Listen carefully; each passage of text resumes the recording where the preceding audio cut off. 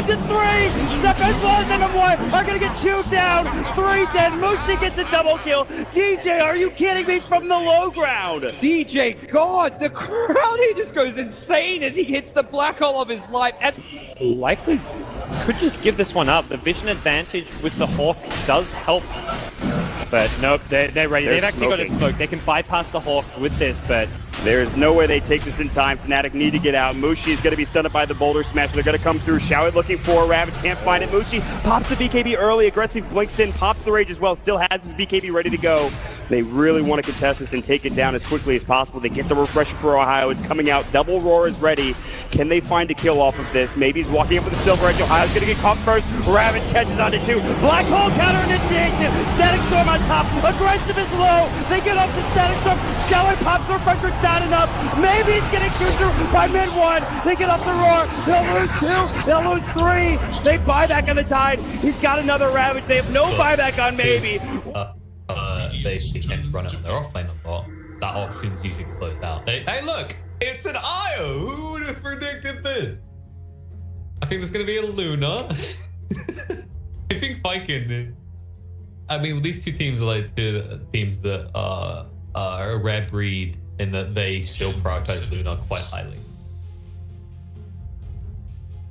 5 seconds. Yeah. Like, there's loads of options, right? So it's like, if you're Viking, you're looking right now and going, have we got at least 3 options, preferably at least 5, that we pick with the IO? And if so, we don't pick the combo now. Because then you're just like giving the world. 1 sec. It'll...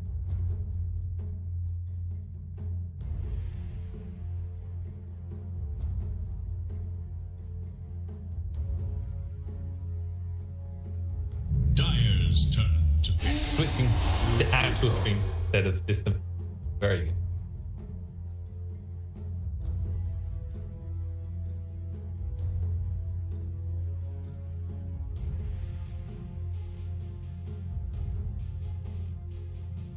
Find out. It's already a replay.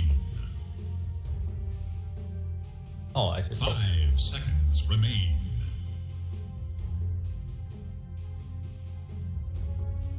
Radiant's turn. Yes, Pro Series underway, boys and girls.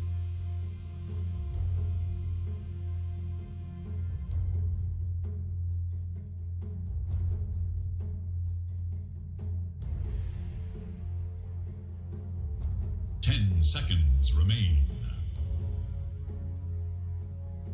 5 seconds. It is Dire's ban. Bloodseeker.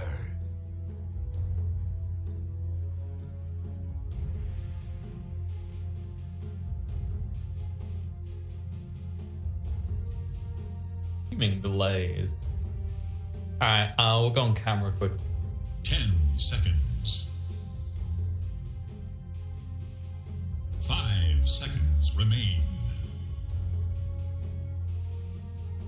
It is Radiant's ban. And I totally... Hello, there we go. We got there in the end. A few technical delays, but we are ready to get underway. Hello, ladies and gentlemen. Welcome back to another film. Well, that's right. We are here for the Pro Series Season 3. EU ready to kick off, and I am joined by the one and only, the wonderful Daniel Oppen. Stepping out of the interviewer seat and into the co-caster seat a little bit more, I see.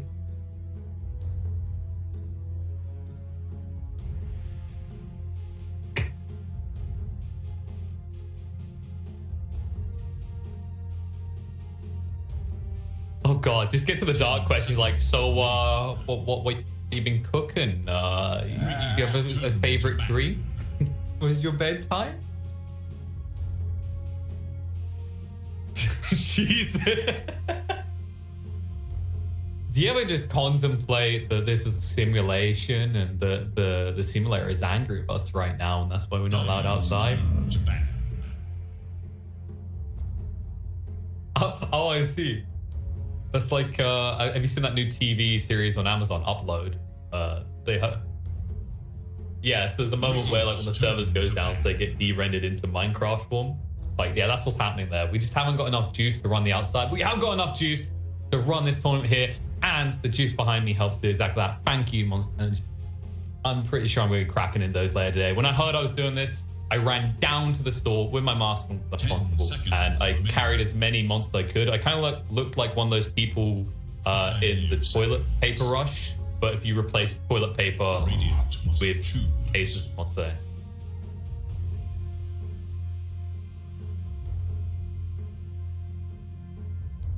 I wouldn't try and wipe your ass with aluminium cans, dude. Dire must choose. No. Let's see. They have their roles. And speaking of roles, our role is to get you to the draft because it's underway. Let's switch over to that now. We are halfway through. Apologies for that. We just had a few technical issues. Things up. But we're already in the draft. We were already nerding out before we pulled this up on camera, and we were like very boldly saying, well, they're going to pick this. They're going to pick that. And we opened up by talking about the fact that Vikings really like their edge. They really like their IO. And I believe you were saying something about like the fixation on roll.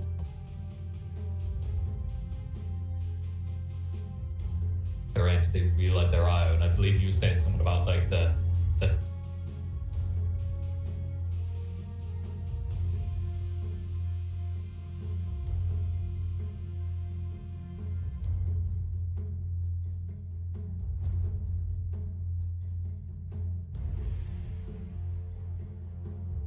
Radiant's turn to pick. Clockwork. Alright, now I've got a funny feeling that once again, word on screen cut down. They've given me a new stream. Alright, so just pull it down and go put the stream up again. They've given me a new key that should work. 10 Hopefully. seconds remain. Yeah, usually it's not this messy last second, but this is a special one.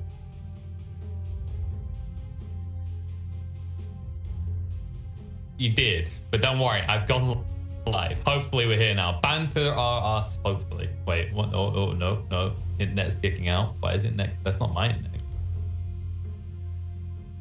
Yeah, it's just I got a scary red dot on OBS that it hates whatever I've done. Alright, guys, we've dropped almost 100% of frames. Let's restart that again.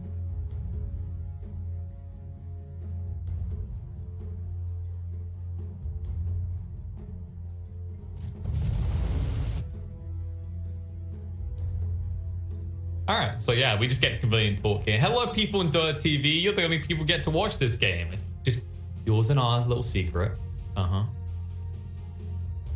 Yeah, don't.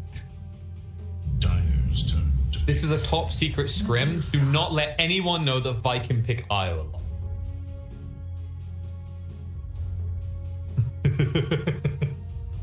Let's save these for TI11, okay? 10 seconds. 5 seconds. Everyone's just picking Arc Warden and then the counter pick is techies on the other side every game. Faceless void. Hey, you know, like I'm telling you, the Tide Hunter and Axe Force, that's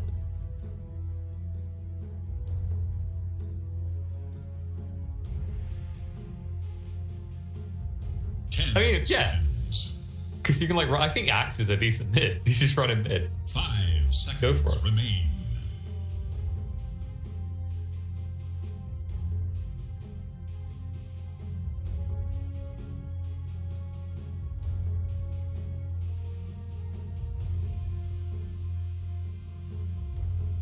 Alright, don't worry about casting. I'll let you know you're live. That's not how I. This is the advice on camera BTS. That's not how I do.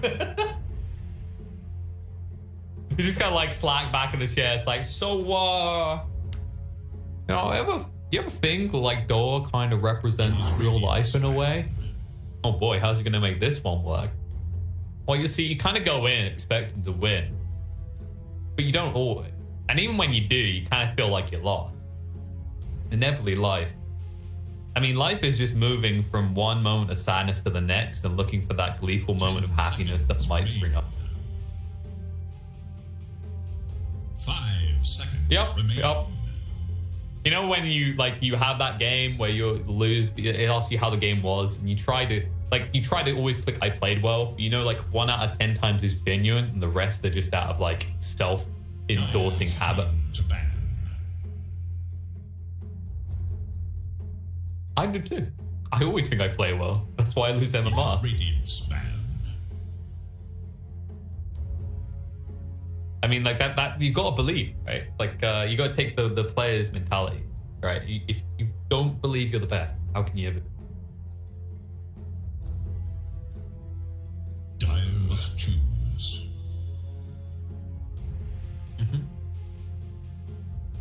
Look at Saberlight, right? That kid believes he's the best, no matter what. Right? He'll meme about. He might change his name from best player in the world to kind of top 10, but he believes, 10 seconds. even though his team remain. might lose later today. Again, 5 seconds. that's true. See, it's circles around about. You just keep coming around, okay? Every team that is failing at the moment knows that eventually, no matter how bad it gets, they're going to encounter bait.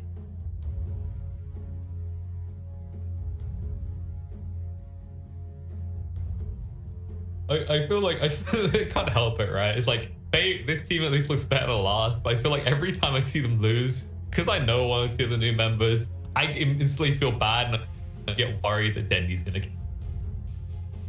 Like there was a series where they ran TA mid and they had Chrysalis playing on the Faceless Void. See, we brought it back to this game, Voids in this game.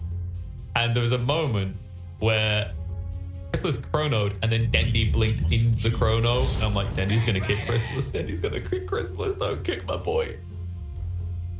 Okay, they've given me a new stream key. Oh boy, I hope this one works because we're about to enter the game. Hero. This is the streamlined casting process. You just skip the draft.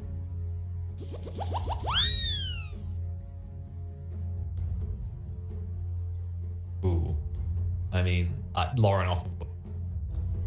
Wait, 1 sec. I know how we do this. Ready? And there we go. The stream is up. Thank you to our panel for running us through that draft, and we're dropping. Damn it! That was the perfect pass over.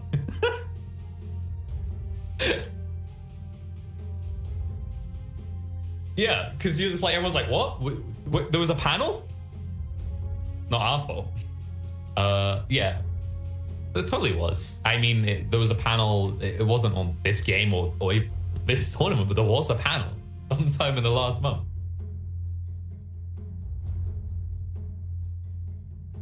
No analysis draft. That is a panel. What we got here? Yeah, I mean, Viking has really good team fight, but Unique have really good pickoff. Like, you can see that Unique's plan is players 4 and just let 19 team get big. Whereas when you look at Viking, like, you're gonna have this period where you're kind of vulnerable to that gank and spam because you've got to face it. It's always the way this hero is. Unless you've got someone like a Jakiro and something else, like a Sonic Wave from a Quap, your early chronos are gonna look like you might as well have salves and use them.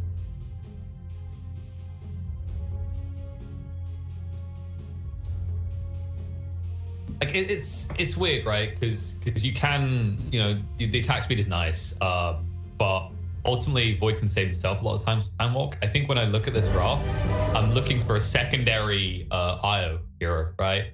So, like, for example, when a team drafts Luna and a Tiny, you know that there's that secondary target that you can tether to. You don't have that in this game.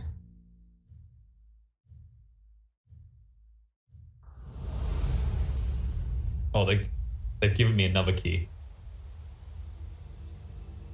They've won toplet time. I mean, Prepare for battle. grown old.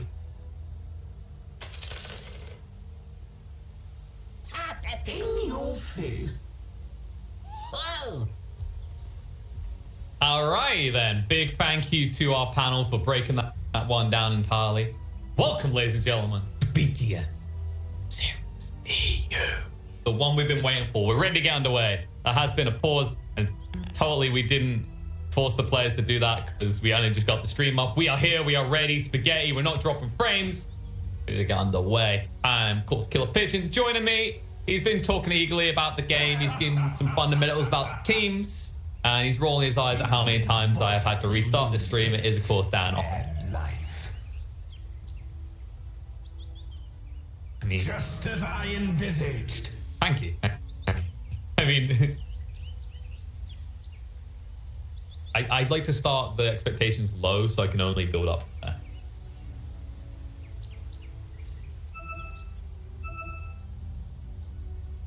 You start off by making them pay for the dinner. Then you, like 2 months in, you pay half these. Oh, actually, no. It's like 90-10. You have to, like, 'cause otherwise.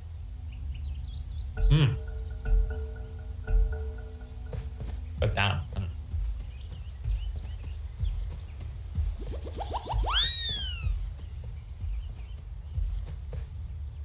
I find myself, or if, you know, if we take the cheeky accountancy way of life, you just business expenses.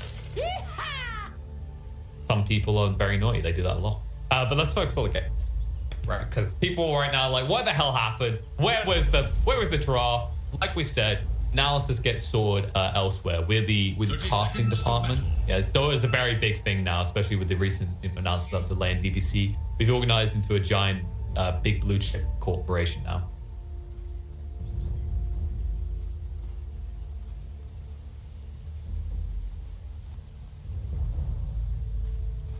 Yeah, so the thing we were talking about before we actually got on the stream is the comparison is you said you like Vikings draft a little bit more, and I can see why, right? Like when you look at it very plainly, it's like they have a lot of sustain, they've got a faceless void. You never go against the RNG tappy bashy man, okay? He'll kill everyone late. And that's actually like the big bait, right? It's like you look at you go hyper late game power because they have an IO, Phoenix, and a void. But when you look at Team Unique's draft, it's all about early aggression. And then they've given themselves a backup plan on the Medusa. And if I compare these two sides for early aggression, I do favor Unique's ability to make kills happen.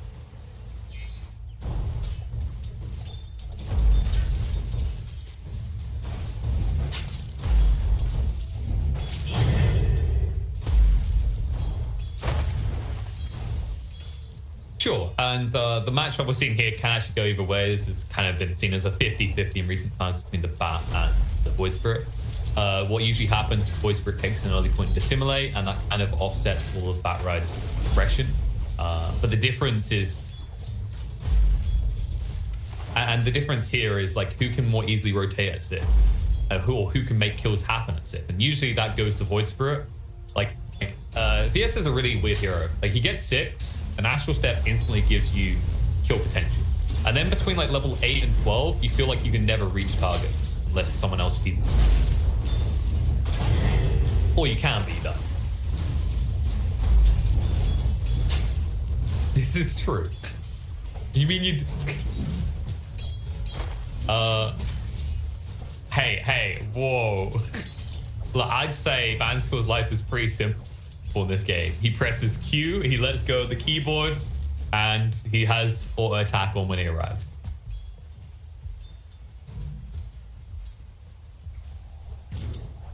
No, it's like this is going to be the skill comparison. Who is the better skill shotter? Is it a Clockwork or a Mirana? I think that's an unfair comparison for the Mirana, but no. They're trying to pressure him out. Like, this is the rough part, right? Like, they're forced to go onto the void. A nice arrow should allow BZ to walk away. Don't fight. Bad boy. He's actually going in for it. It might actually work out. Just about. It seems they ran out of flicking power in there. I think the overcharge ran out just in time. Actually well anticipated by BZZ. It's a pretty ballsy play. Yes, he got hit by the arrow when he time walked forward. And that was kind of the go sign, right? Is because once Shad does that, he has no reset. The time was gone. He has started with aggressive on his build as well, because he did go for the Oob on the Faceless Void, so he believes he can just right-click the Bloodseeker out lane. None for you.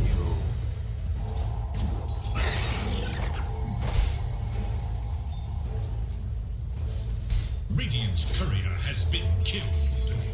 And I was just this really annoying hero. No, and I always like this really annoying hero to try and deal with in lane. I usually say if you want to kind of easily win the game, you'll play it in lane when you're in games where it's less organized. I always top pick, although later on in the game you'll lose because it's like a type of hero that requires like it does. I think like what I've sold you on is IO brain dead hero in lane, very difficult hero later. Take your picking. Yeah, and I think. Look to their middle tower. Whoa, I mean that's the only ones we're gonna get right now. It's also a weird one, right? Because you think of this hero, and I say it like that, and I think for a while now, a lot of people have been kind of harping on this notion of if you win lane, you win game. And something that's really apparent in the EU pro scene right now is that's not the case anymore. Like you'll see a lot of times people kind of sacrifice the early game and bounce back very easily. It's a bit hard to compare to the best team, but like Team Secret is kind of the go-to comparison, right? That's what we're looking at. Look at Team Secret and how often they kind of sack a lane or two, and they'll bounce back because they understand the power spikes better.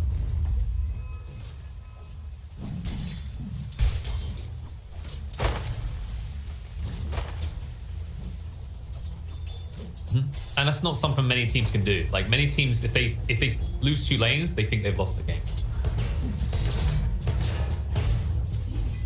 Where is the justice in this? I'll polish my armor in your blood. Yes, and it's the give and take, right? Like something that I love that Team Secret has made us all aware of, but really weren't before, is concept of position, like farm priority fluidity, right? Is you look at hero and you go, I am the boss, or I am the boss. Instead, what they do is they look and they go, okay, what does this hero do in the next 10 minutes with a gold inflow? Celery.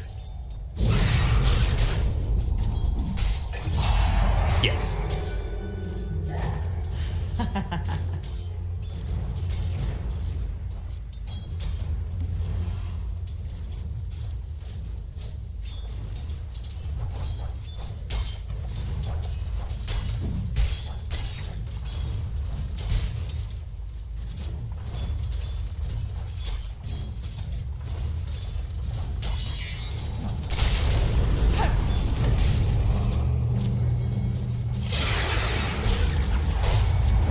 Yeah.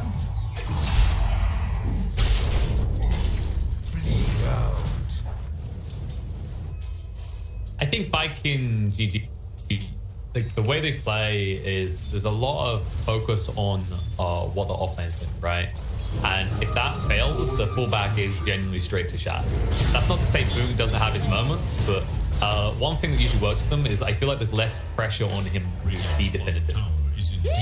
He can have his good games, he can have his bad games. That's why they give him a bat in this game, right? It's like the Bat Rider is there to kind of slow the pace and get through to this later stage, this later time where they've got the Phoenix egg and they've got the Chrono and they've got this Io, and that should be able to beat Medusa.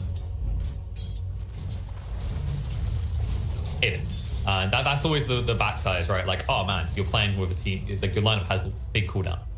What are you doing in between that? And one thing they do have is they have 2 gank expansions. They've got the Lasso, which gets lower cooldown, and Hookshot, especially like Clockwork. I mean, there's a reason this hero is getting picked so much. This hero kind of got buffed and buffed to a ridiculous point now. Like 60 seconds on a Hookshot going down to 30 at level 3. Very active here. Chase it, bring him down, and Celery, he wishes he had some friends. I like this rotation out of Unique though. And they might be convert kill Naboo. Alright, he actually might go for the kill himself. But he needs to be careful because he's coming out pretty far. Logright's going to go down and it won't quite trigger onto him, but they will be able to right click him down. Double kill. No, this is going to be very early timing on the loss of the tier 1. And something that is a bit weak about the offlane of Viking is, what do you think they're missing in this bot lane? Is it someone who hits towers? I think it's it looks like someone who hits towers. Glyph is now active. Dire should look to their top tower. Viking, because if you want to be a Viking, you've got to be a G, you know? Dire's is in danger. How could you disprove it? Like, are there any Vikings alive for you to ask?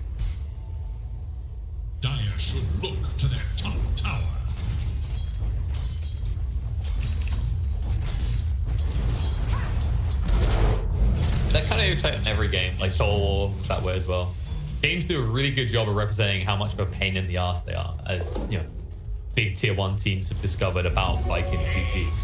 Duh. Thank you, sir. Stop it. My head's gonna get too big to fit through the door at this rate. Radiant's bottom tower is under attack. That's what it's about, you know.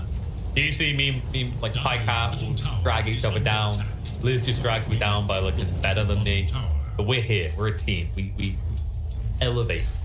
Just like these guys elevate tier 2 Dota. Bottom tower is under attack. You know, you were saying earlier about how like you run out of questions to ask these players. Do you think like another concern is like you want to interview these tier 3 or these tier 2, these upcoming players, and you worry about like how many people? Because I do feel like we as a community are very elitist compared to like other communities. We don't really usually cheer for a true underdog.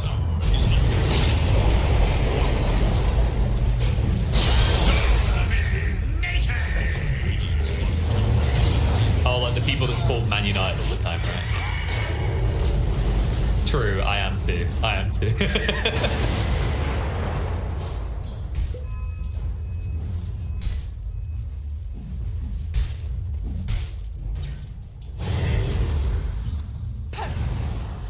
Oh. I'm liking Illusion's performance in this game right now, by the way. 305. This is the CIS rebirth of Sing Sing. Shoot arrow, hit arrow. I mean, you get to a point, right? You're looking, you're going, I mean, who's really the offlaner now? Like, Bloodseeker's got more gold, but I feel like I'm seeing more out of Mirana. BZZ, I'm going to see a death out of him. Arrow into 1, but Bloodseeker's definitely gone.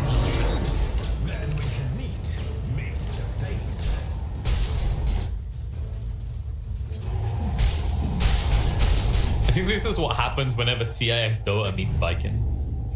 Like, Viking is that type of team that, like, you said it earlier, right? They like to win their lanes. They like to just kind of snowball. But whenever you're up against CIS Dota, you're up against a region that is kind of infamous for matching that, no matter the team. No matter the draft, actually. I still remember when I first started casting, watching CIS drafts that had, like, Medusas and Life Stealers. That was back in, like, the farming Midas days, trying to fight 24/7.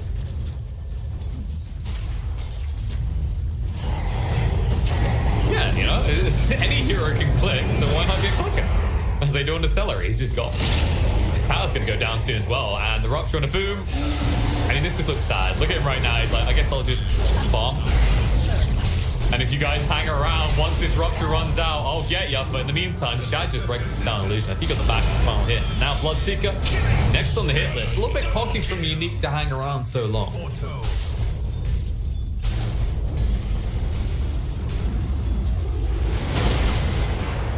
Yeah, they have other heroes, and not only do they click relatively hard, they kind of don't care, I want to say. Like, you saw the way that they ruptured, right? There was no need for Boom to run away, no concern.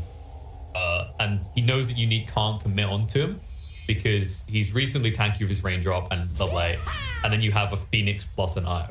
How do you, like, if the heals are focused in, this is going to be the kind of key concern for Unique as the game goes on. If the heals are focused in, how are you picking off like the Faceless Void play game? And I think one big part that I want to see is someone on the side of Team Unique building these rooms. Meanwhile, Medusa, no, someone building on the side of Unique deal. Oh yeah, deal with like all the heals in general, not just the Void, but like the sustained comparison, right? Like fat block. It's really annoying. This has always been the issue. It should be Vanskool, but in the 5 role. And I like that you mentioned Mirana because it's not a bad iron. But you notice how we see Spirit Vessels less and less these days? Like, it almost feels like we finally nerfed it enough.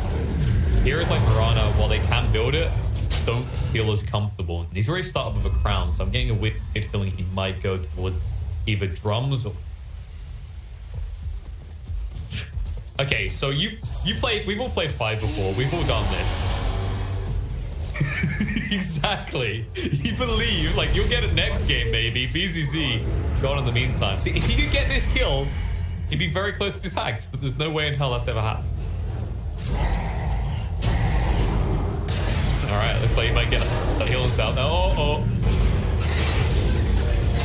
This is what we call counteracting abilities. They still get him, but you can feel that moment when Illusion's like, that was the perfect turn. Why did you have to RNG now?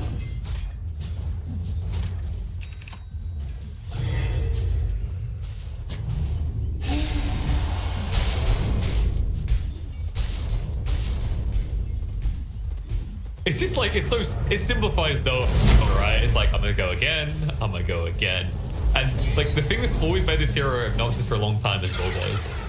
Don't pay for this, like, greedy charge, right?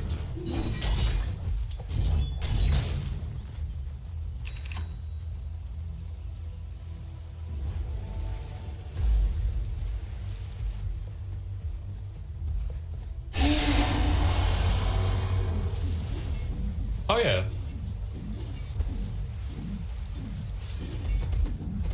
It's really good in your your pub experiences or in pro games because like it's very clear what you're going to do and how you're going to do it, right? So it's especially effective in, like, we already mentioned the sophistication of an IO pick and how in pub games it's not going to work out that often. Spirit Pack is the other end of the spectrum. You see a hero, click the hero, and then you tell your team you're going. Usually, personally, I like to moo loudly into the microphone so they know. You got to roleplay it a little bit, you know. It's all good doing the voice, but every once in a while you just want to be a cow. Rotation not too bad on the BZZ. I feel like we're starting to see the presence of this Bloodseeker patter off a little. The prize is mine. That's kind of been the go at the moment because it just like synergizes with what you want to do so well. And I think like Veil to me is a decent item for heading off lane that can get because you use the base items well, and if you're not like having to rush through a blink or a pipe or something, it kind of slots in. It's not as strong as it was, as it did get tweaked and nerfed a bit, but it's kind of always been like the odd man drums. Yes, there's the Void Spirit, like the Starstorm does a lot of damage as well, and also, you know, keep in mind you can Blood Rage to amp that up further. You say Snake as if the Medusa's going to do anything but farm for the next 10 minutes. She has. This is true. She also has a death, which means in the eyes of all carries out there, pick Medusa. Disappointing. That's how it works, especially when you got Midas, you know. That Midas efficiency lore again. Is under attack. Radiant's bottom tower is under attack. Dire should look to their top tower. It's at the moment, like, you're running away, you see a creep, you Midas it, you just turn around and run towards the enemy, just charging in like Boromir and the Lord of the Rings moves. I'll make space for the rest of the Hobbit. This is not a kill, guys. He was ashamed of himself. Yeah, he was ashamed of himself as well. I don't think the Medusa's gonna be ashamed of himself if he hits up that Midas. What's the difference? There is little. So basically what I just said, carries are Boromirs without a conscience. But you know, there's an upside to that. It does mean that you're still Sean Bean. Great voice.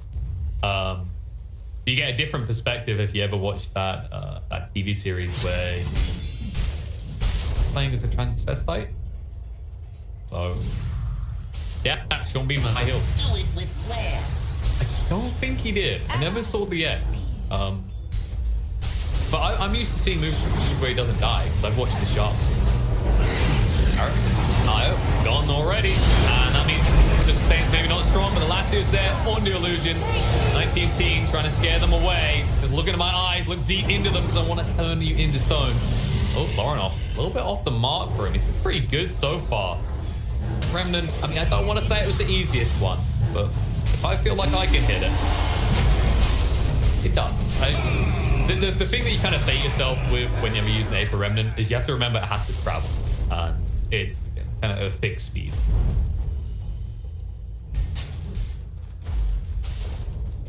It is. Have you ever like played Void Spirit and had a telescope on your team? It really throws you off because you've got a max range larger than you should, right? Not BTC. Trying to bring him down. He gets pushed out. Clockwork now taking a lot of damage here, but BTC will die.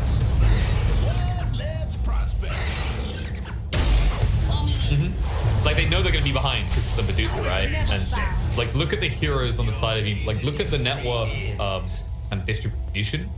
Is if you compare these heroes, well, back and farm, he's looking to fight. So who else is going to farm on the side of Viking? Whereas on Unique, you've got a Medusa, you've got a Bloodseeker, and you've got a Voice Spirit. These are all heroes that are shoving out lanes.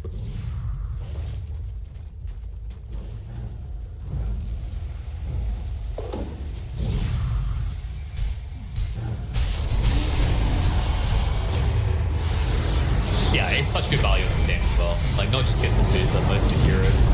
Dad, jump in, and he throws at the Chrono. The Egg's going to go down as well. Fanscore in mid-animation, trying to complete his ultimate will. But the damage is not enough to kill off Io. They'll chase forward looking for more. Aramis not able to find it with the hook shot as you're trying to capture a Void Spirit, and that never ends well.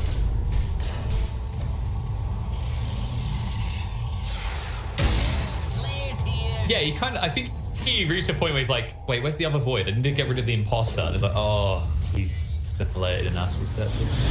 It's what makes this hero so frustrating. It's so easy to dodge almost, if not everything that Viking has. Meanwhile, BZZ is continuing to fail to dodge any of it as he takes it all to the face once more. And it's a rough one. And now Illusion's joining him as well. They did find Lauren off. He's out of charge for one natural step. Needs to get out quickly. Shad pushed across, is going to chase forward because his Fanscore charging in like a madman. Aramis not low enough to die, and Celery as well with the bloody blocks to ensure the kill. Yeah. Like the understanding the lineup at this point is tempo, right?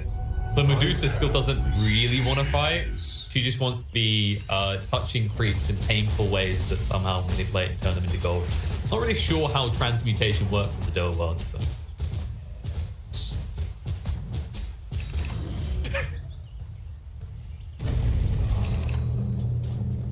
you may be onto something. Like it's kind of magic Harry Potter, right? You know when you see like the Green Got Bank or whatever, but it's just like, imagine just little alchemists everywhere, and it's just like they've got giant conveyor belt lines as the creeps come in, they just kind of scan them, convert them into gold, and then ferry up back to the play. Dire's top tower is under attack. I would, you know what I've done? I changed them into monster range. Is under attack. Or I'm just an addict. I mean, it's one or two possibilities on the extreme either way. That's cool. Interesting buyback. Radiant's bottom tower has fallen. They just want to test the button work. Top tower is under attack. Possibly. I don't think there's too much threat of them stopping there. Like, they're rotating. If he dies now, easy. Diffusal, yes. I don't know, like, you know all those moments where, like, it's in a game, and you wonder if he just, like, it was a tilt buyback, and then he kind of went into do what I want mode. Remnant does catch on the Void while he used the Chrono. Marana might still go down, but gets the leap away in time. Arrow will ensure their retreat. Boom is hunting, but the TP out will be successful by loot, and everyone else gets out. Chrono for a dieback kill in different locations, you take that. No, but that's the thing. It's all, we consider it part of the, because if you're Vansker right now, you're going, I done that. Wouldn't have came top and Chrono like that if I wasn't dead.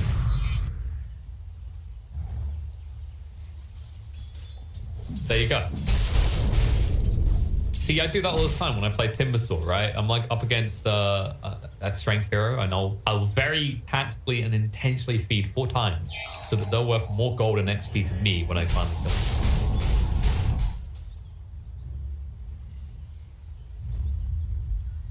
If you don't look at the mathematics and just strictly look at the morale, Eager to know. would you? Like faces forward? Yeah, it should be. Arrow. Oh, he doesn't get the man to dodge.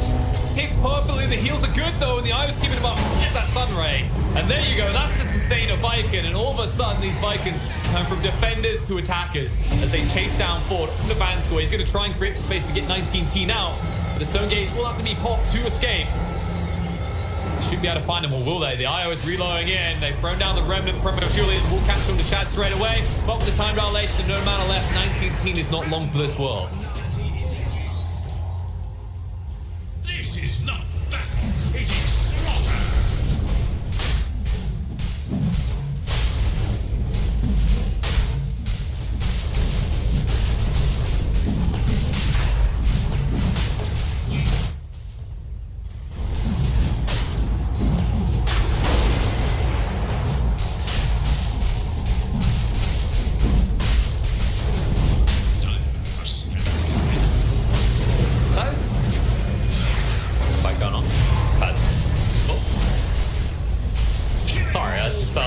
It looks like they're about to maybe lose 3 heroes here as they try and interrupt the road.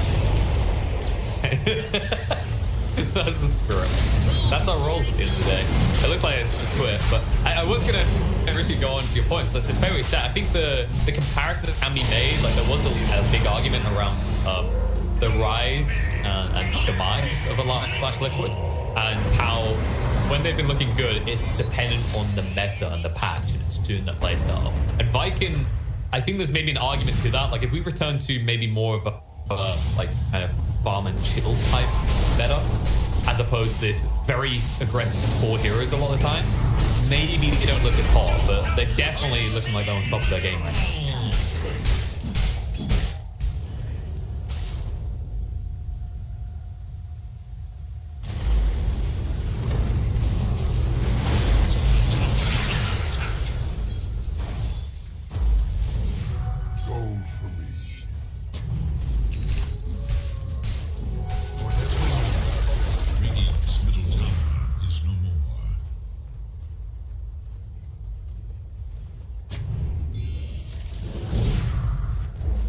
No, it's a humbling thing that I think a lot of people lack, and it's not just like a call out of you should respect more. You're bad for not respecting coach who hasn't won TI for his advice. It's more like it comes into that winner mindset again, right?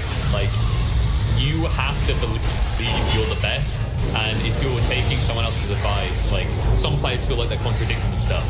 But the reality is, like the best players in the world are the ones that have lost the most. And there's going to be more heroes lost here. Laurenov able to dodge out. Should be able to move away.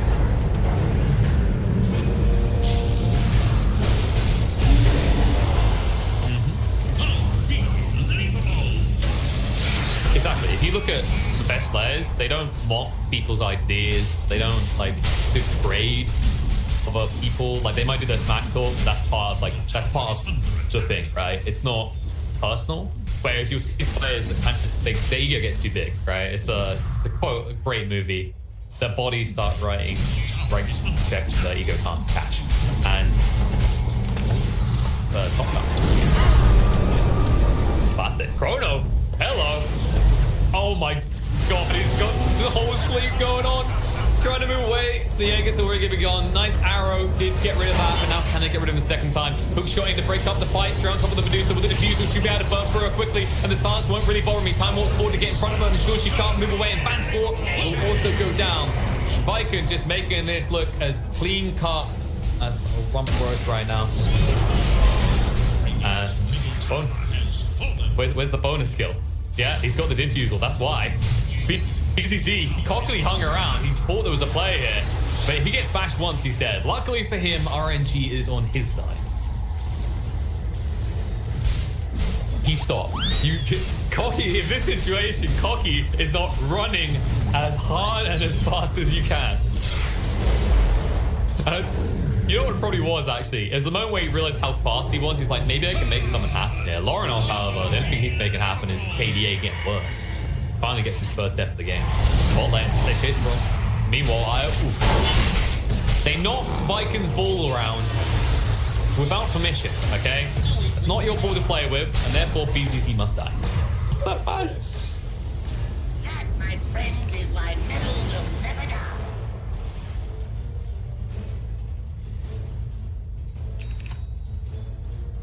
Look at that, man.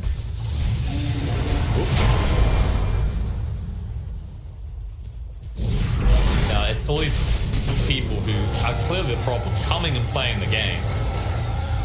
playing it like Team Unique, while I'm clearly playing it like Viking. Where'd you go? I tell you, sometimes it's difficult. Yeah. You ever had the hardship as a POS 4 of building a Midas and having to decide between saving your POS 1 using that Midas?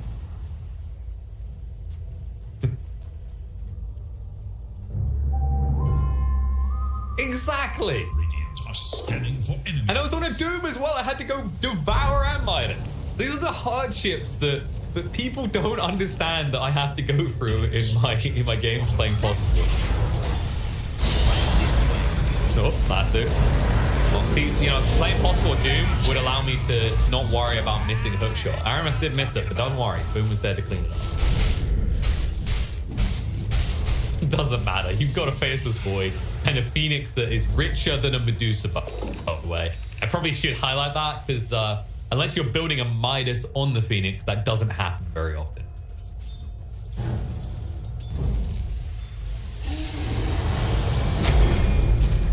I actually love the fact that he has the Paladin Sword because I do believe that works in terms of healing your teammates as well.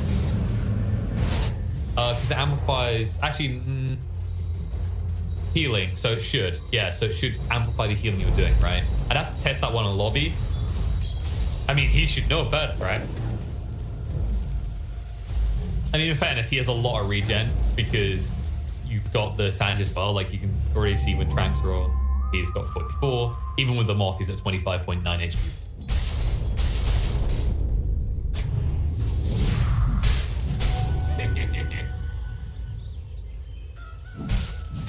Yeah, I think this is like a conscious choice where they know that it would be very good on the Faceless Void, but because they have the sustain of the IO and the Phoenix, it's like, is this overkill at this stage? A little bit, but I don't really feel like our Faceless Void should be dying before everyone else in the team. Plus, he's probably just waiting out for a bit. There we go. He's actually switching up. He's going for the Orb Destruction. Your favorite. I mean, here's the thing. I'm not a POS 1 player, but I have to respect Paladin Sword is probably the best, like the best of the freaks, the different rubber. Maybe Spider Legs, but I think that's like that's selective. Not every hero, like every lineup that goes Spider Legs. Radiant's top tower is under attack. Yeah, but that's, you know, sometimes you have to realize that you're getting more out of a different relationship, and thus you must stop leading them on and sell your boots and move. I think you're getting attached to your old boots. Radiant's top tower has fallen. You have the memories, right? Like that. Oh, those boots, they got me first blood. They saved me from feeding in the lane. Exactly. You don't think about bad times. No. Like when you looked and you went, if I had a move instead of those boots, we would have got that kill in the bot lane. Always is money. Radiant's top tower is under attack. Or when you buy 2 by accident, don't refund them that. That's pretty bad time.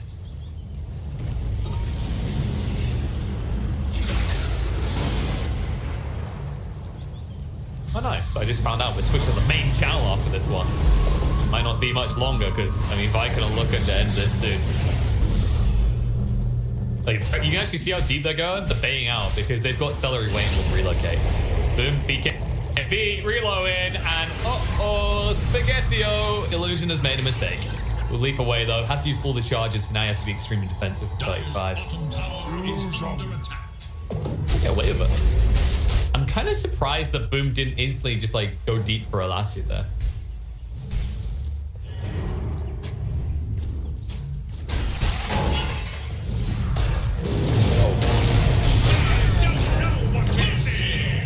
Yeah, and they're confident in the hook shots. They find Illusion after he's used all his leaps. This should open up the push on the tier 2.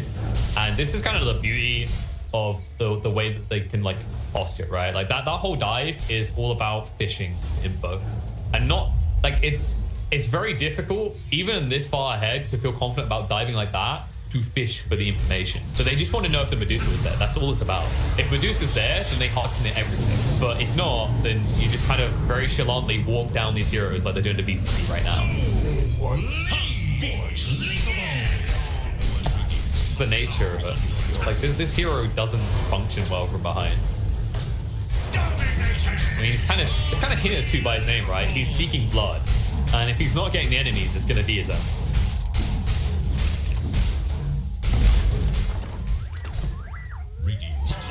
There's no blood passiveness. That's kind of how he's felt in this game. It's almost like he's running around going, make love, not war. And Viking, I'm like, no, war sounds pretty good to us. It's profitable.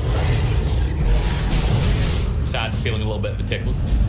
But it's so hard. Now last... The big target on the Medusa, dragging around right now, but she should be able to get the Stone Gaze. Disarm straight away with the Stone Gaze. BKB, Shadow turn away. Now Medusa doesn't know where to run. This isn't her base. They try to turn around, but they turn around too early, and she is able to TP out.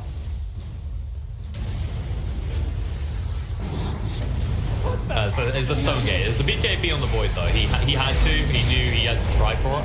And now Feast gonna be jumped. She did use the egg, but look at the heals coming out. Hook shot in onto the illusion. No leaps left on this Mirana. Jack trying to chase it. Needs to be careful. The disarm comes out onto the Medusa, and all of a sudden she feels pretty worthless. Try and poke and prod. They're going to go in. There's the Chrono looking for to BCC. He's always eliminated first. The overcharge is in place as Io is stuck in the Chrono with his comrade, but not for long as the Medusa going to finish well. She gets brought down. BCC killed off as well. Fanscore running for the high heels as the GG gets called in the wrong language. They fix it, they throw it through, and they say on to game 2. It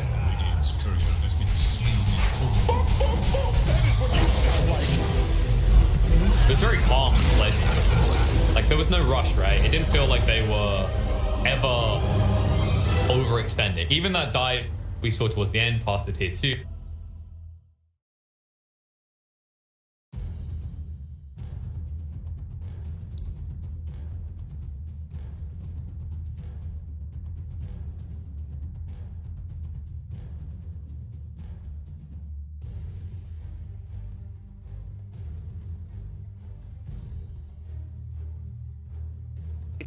$1,500 gold. He actually is going to go straight into the pipe here, opting to tank up even more. Rolling Boulder from Zep misses again, but there's the best bomb, and this time Ohio's in trouble. Roar will come out, they have the magnetize, they get off the silence as well, and Ohio will get right-click down. The exorcism will go from Mushi, doing a decent amount of damage to that aggressive. The Borslow comes through, he has no infest, he has the armlet toggle, needs to be careful, the Spirit Cypher coming out, the glimpse back onto aggressive, gets him back in there. They get the Grave off in time though, the open wounds will come through, they have the kinetic shield. There's the black hole, from the low ground, on to 3, Zep as well as M1 are gonna get chewed down. 3 dead. Mushi gets a double kill. DJ, are you kidding me? From the low ground. DJ, God, the crowd, he just goes insane as he hits the black hole of his life. And likely could just give this one up. The vision advantage with the Hawk does help.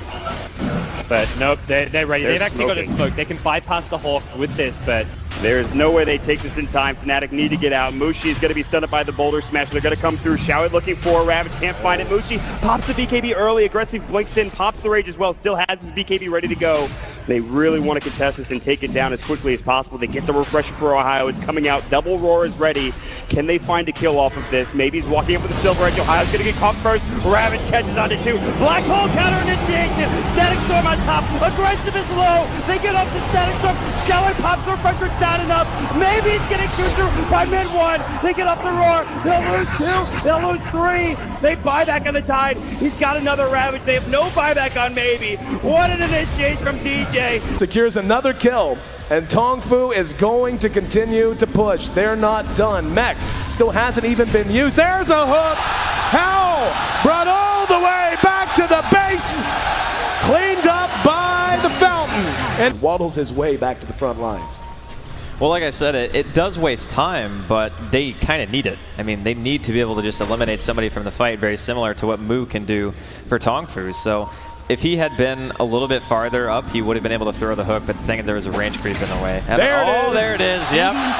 Banana going for a ride on the Dindy Express. Welcome to the well. He just goes to Tongfu. And now charging back out. Dindy going to be spotted, and he gets, no, he doomed the Chen. That's a much better choice. Oh, he got him. He got him. Not going to follow it all the way because we got a battle to watch with Puppy. Trying to get away from it, going to be telekinesed back. And they will be able to get him as well. There you so a 1-for-1 trade. And wow, Hal is still alive down there. Engagement breakout as Kuro. Oh, there we go. The hook. Got him. Zhan Xing taking the long ride to Shanghai. Welcome home. Navi's down. Can you say mega creeps? Navi, he got him. One more. This is what you call one for the road. Man, I can't. The game for IG. Who leads the way? I believe it should be Zoe. They're gonna cut for the shorter path. They storm up the river. Patience from Zoe. Waiting in the wings. Navi's about to be caught. Oh, there's the sleep. The surge. He catches everyone. Oh, this could be a total disaster. Vacuum in. Ravage on everyone. The black hole as well. Light of heaven turns it around. Ravage as well. Stolen by Dendy. Are you kidding me? They turn it around. 4 heroes dead. 5 heroes dead. Chuan trying to survive. Chuan's gonna go down. Puppy talked about the Naga counter. It's Light of Heaven with his BKB. They turn it around. I don't even know how they're gonna do it. Standing ovation from the crowd. The last tower will be going down. Start the fight with that global and just try to blow up and get on top of that Zeus right away. Get into that backline. I mean, the Rubik and the Zeus are really starting to be quite an issue for them.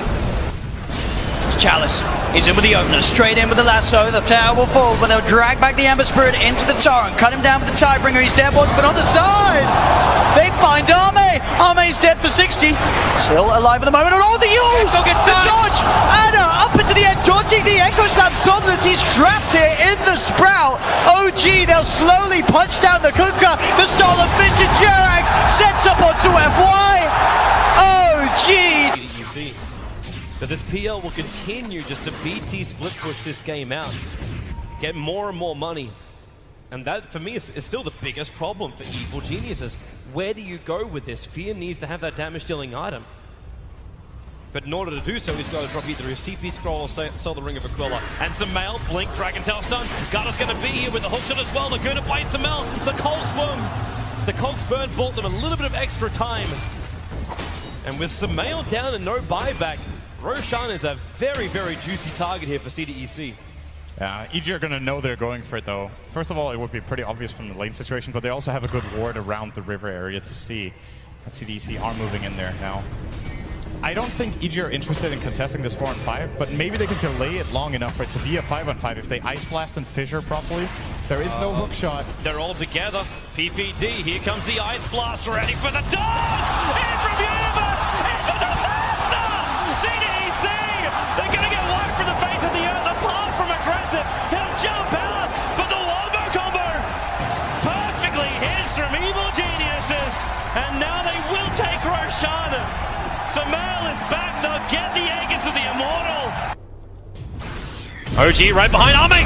Gets a jump, finds the Pugner. Vision will not find a stun. Pugner with no buyback. OG, they were really playing with fire. The Hex down the Terrorblade. Spectral Haunt looking for the frontline attack, but that's why Somnus goes into the backline. they found Shaker. The BKB, they're into the backline. Shaker, he's bouncing around. Hawk shot, she stuns on the way through. ES is gone. No buybacks available. Have LGD done it? They're holding Anna. Hold him in place. Chalice will find the damage. F5 will die for it. No, really? Anna is actually running away, but it won't stop Arme from blinking up, looking for the tier 3 tower. 2 players left alive for OG. They're the big ones, however. Thompson and Anna on the defense duty. Fortification is delayed as much as they possibly can. And now the jump out. Hex, the boy in the bubble. Thompson able to be protected once again. Chalice very, very low on mana. They have a lot, but Arme, he'll change the life with Anna. Thompson needs to be pushed away. Able to do so. FY jumps onto the illusion only, so the hookshot won't be able to connect. But Anna, he needs to retreat. There's so much damage. Anna down. Buyback is available.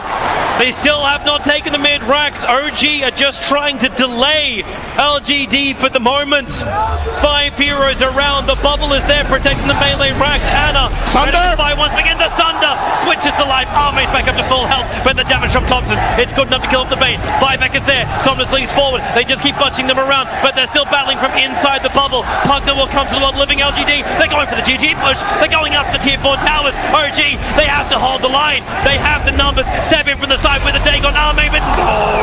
Thunder is back up. It is there. Chalice will fall. They lose the Enchantress. FY pushing around Anna. He's so low. Can they get the die back on him? You bet your Nelly they can. Arme still very, very low. The blast will kill him off. But buyback. LGD want this now. LGD, or can they? Backing up? No, they're not. Terrorblade. BT's forward. The ball is up. Thompson needs to defend. X-Nova very visible. You've got a very, very low life Mirana. But OG, they can't find the target. X-Nova, he's got the grip. He's got the control. He's got the kill. Thompson is down, but ES is up. Where the Echo slam. Oh, there he is. Forward. There's your slam. There's the dunk. There's the play. Jirax, the savior of OG.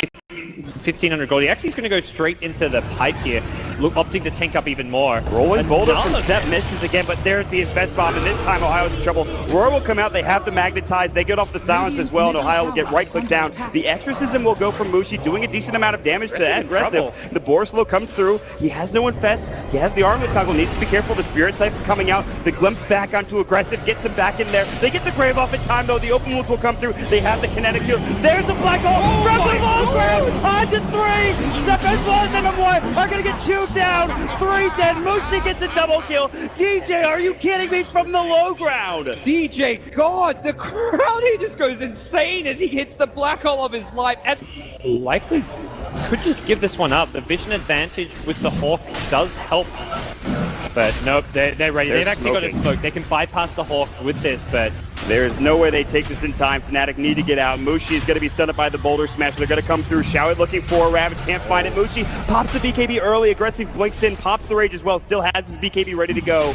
They really want to contest this and take it down as quickly as possible. They get the refresher for Ohio. It's coming out. Double Roar is ready.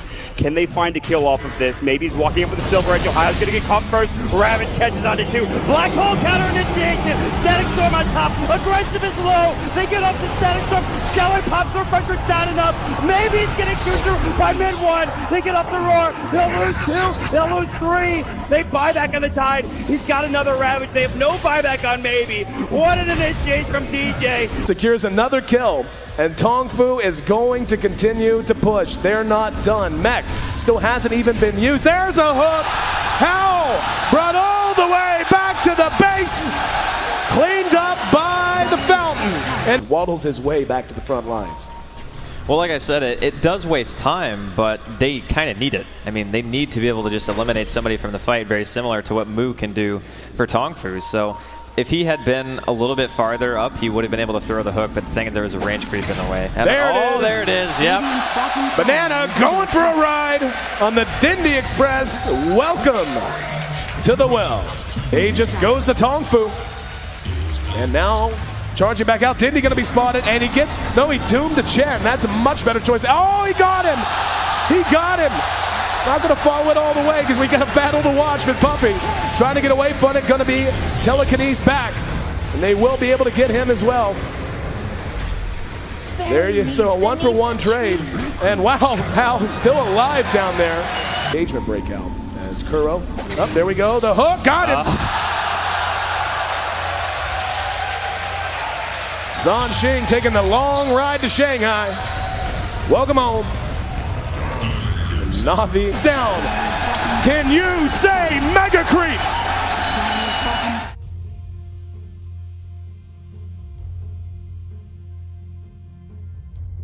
Oh, but to be honest.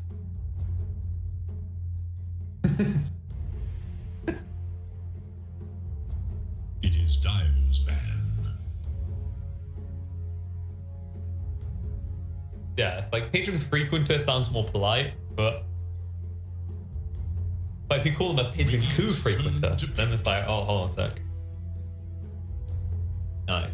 Finally on John this summer.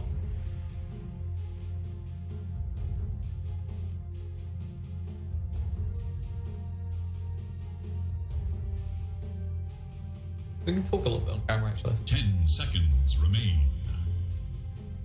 Go live in 5. 5 seconds remain. Bam! We back. Hello, welcome back, folks. Team Unique versus Viking. Not Viking, Viking, as we pointed out in previous moments. And also, we back again on camera. Hello! Dire's turn to pick. Radiant's turn to battle. Clockwork. That's true, right? We start to sound a little bit like cabin. The UK term, right? Viking, mate. Done him. 10 seconds. Lads are bonkers. 5 seconds remain. Ooh, now that on paper, yes, but like I don't use paper often because I've got a PC, and exactly. So I'm going to use PC to say, have you checked out Mudgold?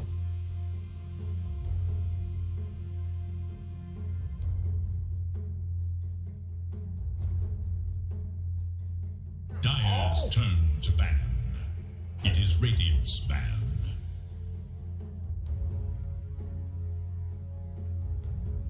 We'll see them later day as well. I think that against Khan in the 3rd series.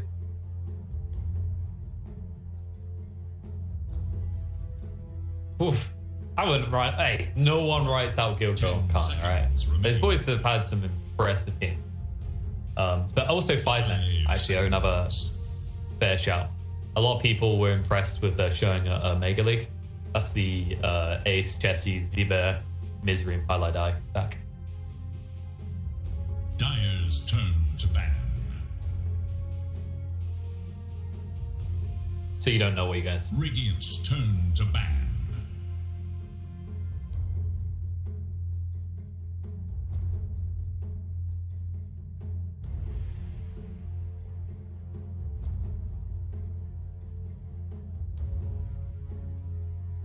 Which I think is the first time anyone has said they're worried about Mud Golem, except for like Sand Pickers.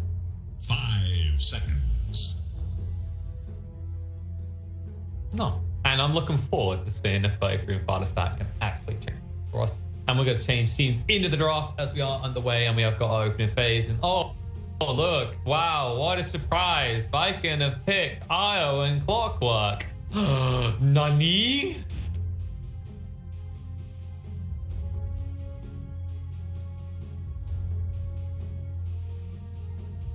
But wait, there's a difference here. An AA has appeared. Finally, a way to deal with that sustain, and probably Viking unlikely to pick up the feed. Well, it's bad anyway.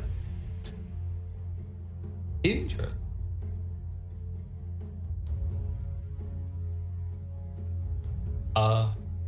It's a hero that isn't as like impeded by Clockwork as things like the Bane or the Oracle, right? Like the thing with AA is I mean, I don't want to simplify the hero because you do more, but like the big chunk of what you're doing is throw out your ultimate, right? Anything else is a bonus. As long as you hit with your ultimate, you can kind of sit there and go, I've done my part. 10 seconds remain. Yes. Yeah, it's just all about like if that happens afterwards though, right? So it's always Clockwork has to preempt, whereas like Clocks really love it when they can have the option to be a counter initiate. So think like a Bane, for example. He Fiend's Grips, hook shot in, I'll deal with that right now. Whereas an AA can still technically, like as long as he has a bracer, maybe a Glimmercade, he can get his Ice Blast off, unless Clockwork is possible. Ooh.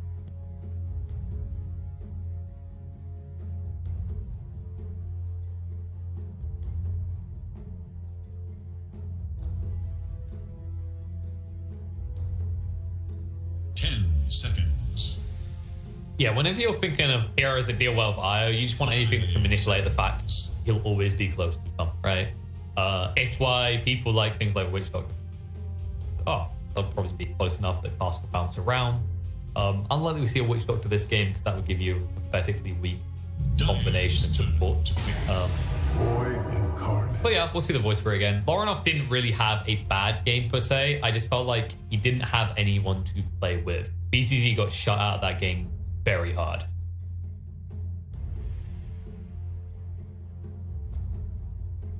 Ten seconds. seconds. 5 seconds remain.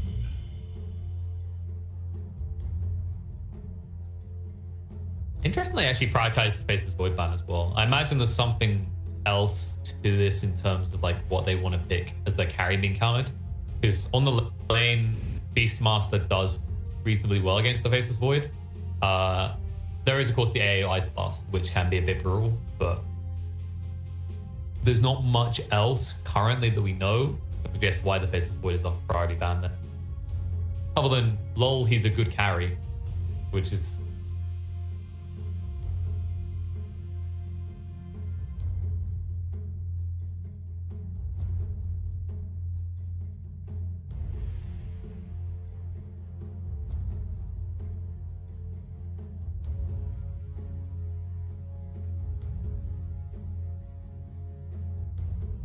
Yeah, I mean, Viking with Racing, they like to play around this concept of kind of 3 or 4 go off and do something they'll one join, right? That's why like they'll do spec and then 4, they'll do IO, and they'll have 3 that are really aggressive. You can already see that coming out of this pick, right?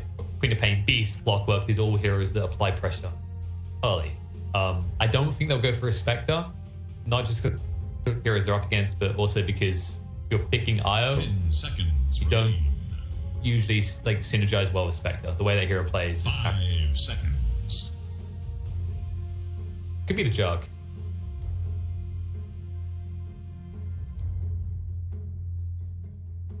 I mean, that's interesting, right? Because that was where they began.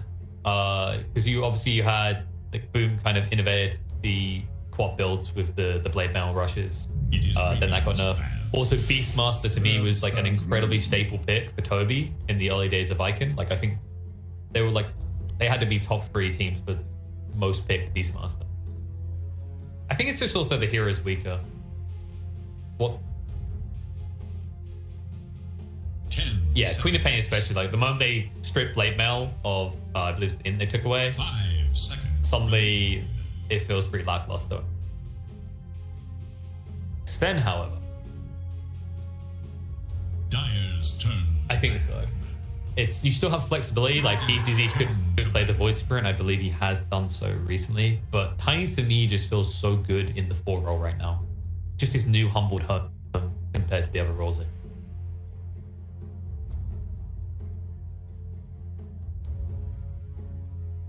So right now they don't really have any aura builders. That could be potential like call for concern for your sustain factor, but maybe they're not that. The A plus negates their opponent's ability to sustain in fights. Still, I would like a hero that can build like Pipe, for example, against the co-op and potentially another magical hero. Their catch is decent. I don't think they lack catch. I just think maybe having a good frontliner that can push towers would be a good way to go. Something like possibly an Underlord. Oh, I got banned. Yeah, Viking thought so too. It was the final ban on their side in the last phase. Radiant's turn to pick. That's a good ban.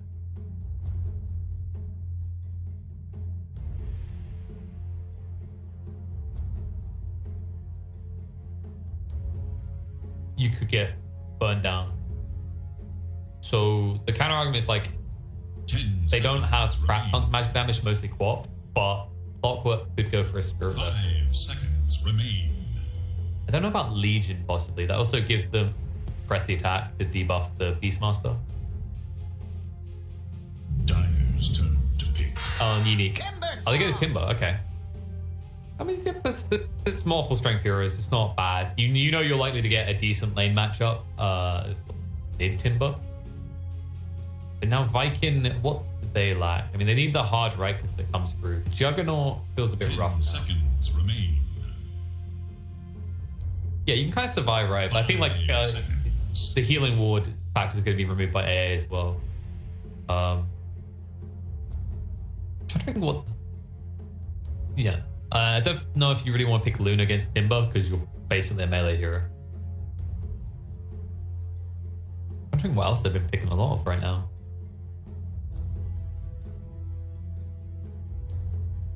I really hope they don't pick Gyro. No, but there's like the worry is like when certain things have been banned out and you have an eye at the beginning of your draft, you do get to the end and like it's just always been the historical duo, right? It's Gyro Aya. Teams have been known to trip themselves up, even teams like Viking and Haya. Yeah, because it's it's still in. It's the classic, man. It's gotta work. I don't think Gyro's going to come back anytime soon. Maybe he's... I thought about like maybe him in a utility role. So either support or offlane. There's some experimentation, but it's like a hard carry. Okay. That's... I don't know why I didn't think of that actually. 'Cause I think Viking are one of the teams that does this more often. And you are up against the Timber, so you can make his life a living here. That makes sense. That's just kind of hit it off.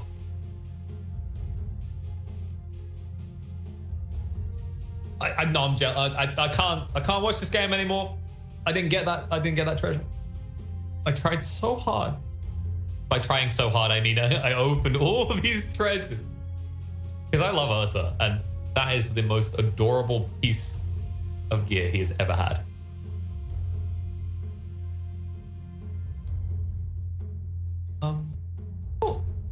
Question. One Ursa was a bloke. 5 seconds. That's true. Like, how are we to judge them? Well, here's the thing. On the Wikipedias, it says he. So there we go. I mean, Wikipedias are never. You remember I don't know if you had this when I was like younger. When I was in high school, a long time ago. And I remember the first like 2 years, whenever you've been like IT, they tell you not to use Wikipedia as a valid reference for anything you do. And then by like the last 2 years, they were like, yeah, just Wikipedia. It changed so quickly. Oh, and they always hated it, huh?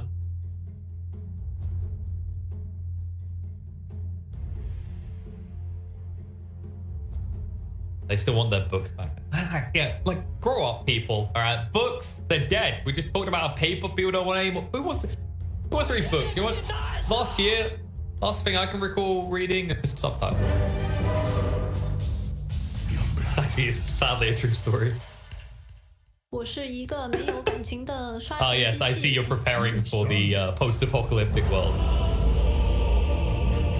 Wise.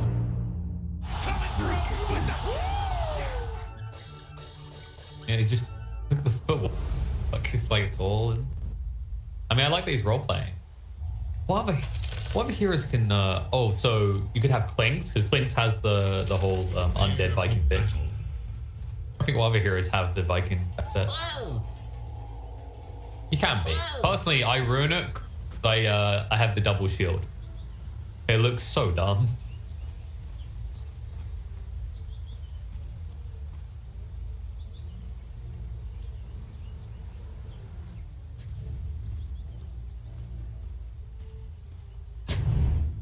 I can summarize my skin game by the fact that you know Tiny has that skin that has the giant like red kind of set thing for his tree he picks up. May have decided to rename that My Tiny Deal. And that sums up my skin game entirely. Thank you. I was willing to pay extra money just to be able to name it that on the off chance that someone will eventually see it without me having to like push my tiny deal down their face.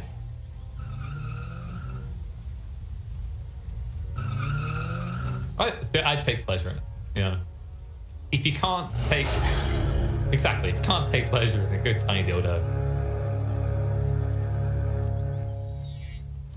we'll have to see if you can take any pleasure in this game. I think that draft this game is stronger than the last. And not just because there's a Sven in it, and he does look very strong. But Viking's draft is less about sustain this time and more about insta pick-off.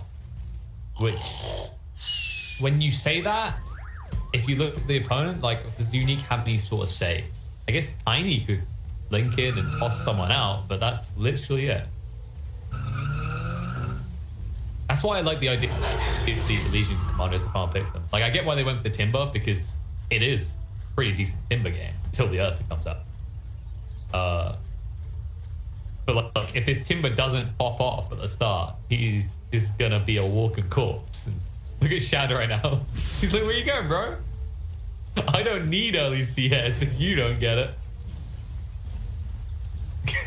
Have you ever heard of support Ursa? Because this is almost the build.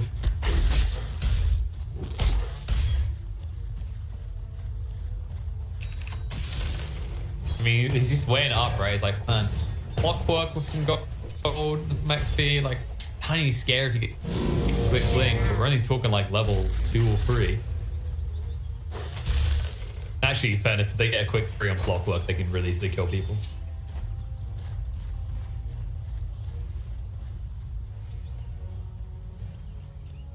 No, he's not. Yeah. You know what it is? It's a fun scroll. I just remember the overlay was slightly wrong because of the size of my mini. But okay, hear me out, CIS. How about you all just sit down in a room, like a very official conference, and decide if you want extra large mini maps or not? Because I swear it changes every tournament I cast.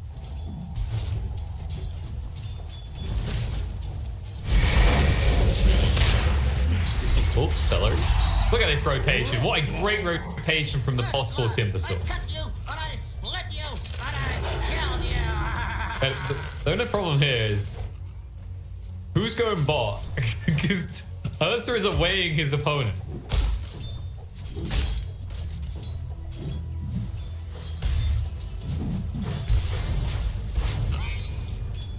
I know what this is. This is a unique innovation. We're just going to stay toppers free and kill. Sadly not over this time, but like it's smart, right? Because you think about Beastmaster, the annoying thing is he gets like all his CS, he bullies at the start, and then he pushes tower, right? But if you just sit your whole team in his left, how does he do that?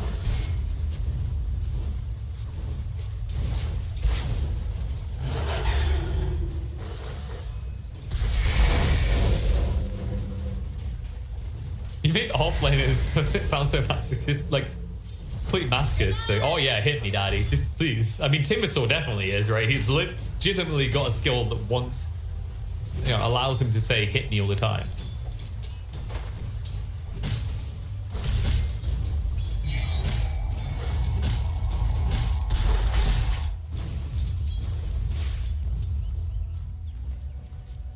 I mean, here's the problem.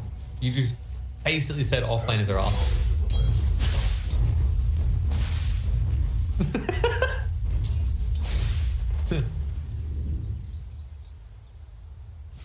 They're not assholes, they're refined holes. There you go. Holes that the enemy team is just dunking all their trash into. Forms of harassment. We made it work. Loronoff is making this mid lane work. To a point. He needs to get the hell out. And this is what I'm talking about, Aramis getting that quick level 3. Attracts its own kind. That, my friends, is why metal will never die. I mean, this is the power of like Clockwork getting free. Like Clockwork level 1, 2.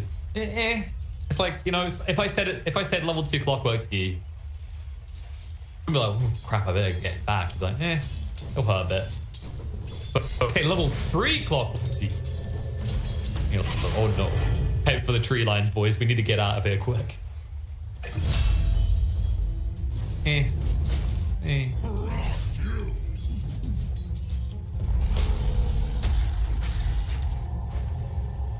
Saying, why is Power Cog's hit to kill still terrible to take as a talent? Obviously, that's one level ago, but I still watch you do it. Aramis. I tried to yoink the rune, and it was unsuccessful. Vanskull will be able to get away as well. At the moment, however, Aramis is so speedy, so quick, and he gives him the joke. And they're going to get the other rune, because 19 has no mana. This is what we call a whoopsie-daisy moment. I've been wondering this the whole time, because like 20 team.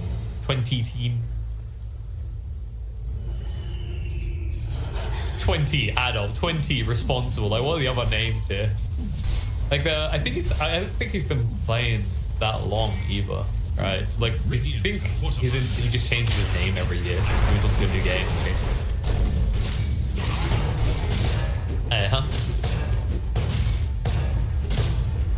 Now he's a live team. Illusion's not so lucky.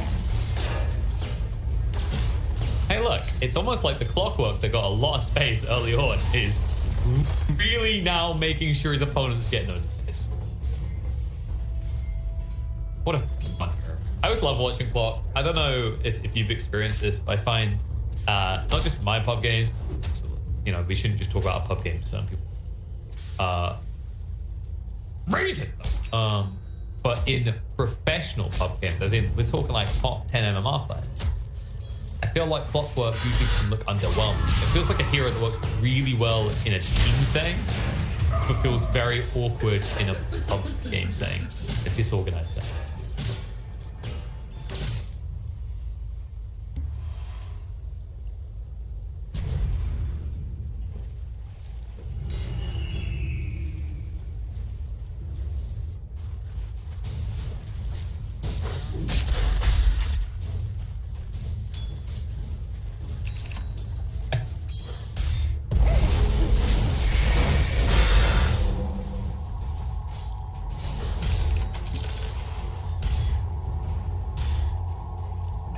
I think also what's interesting with Viking is they don't necessarily compartmentalize it, right? Like you think about, for example, last game, and I went, oh, this Faceless Void, like what's his combo? They just had a Jakiro, right? That's kind of a compartmentalized one combo from two heroes.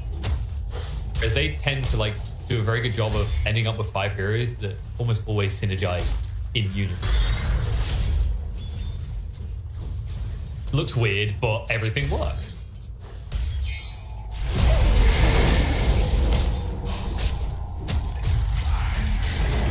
Yeah, and you know, well, let's just say you have those games, right, where like analyzing that and we're looking and go, well, that's kind of weird because they don't have this big combo.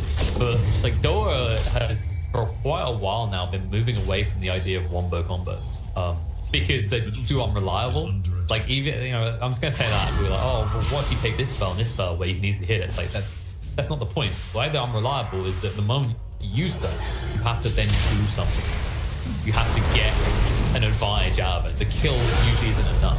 Speaking of kills, Toby going to be brought low, is able to walk away, and look who's here to save it today. Aramis with the Sonic Wave follow-up from Boom, and Boom goes the 2 heroes on the side unique. Make that free as Van Score gets found by the side as the bonus.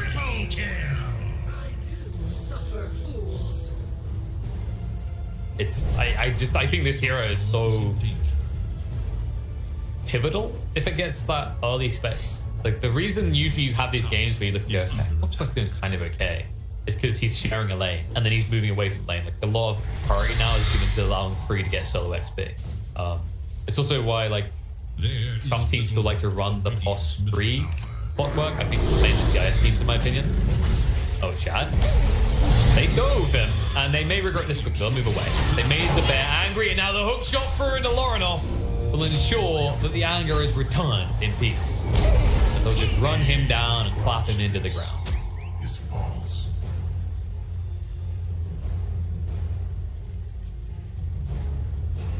Don't worry. Let me guess. I'm going to guess it was a complaint about CIS.